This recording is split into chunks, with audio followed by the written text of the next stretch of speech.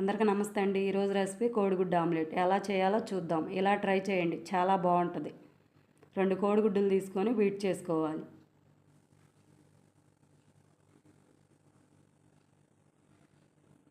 ఒక కప్పు శనగపిండి తీసుకొని కొద్దిగా సరిపోయినంత వేసుకొని బీట్ చేసుకోవాలి. ఉండలు లేకుండా బీట్ చేసుకోవాలి.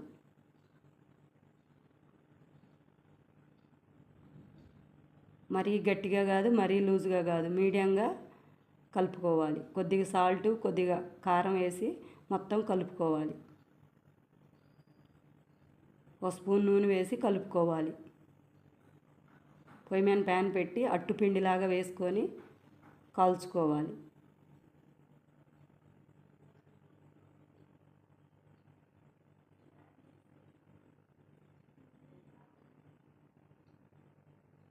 కొద్దిగా నూనె వేసి కాల్చుకోవాలి.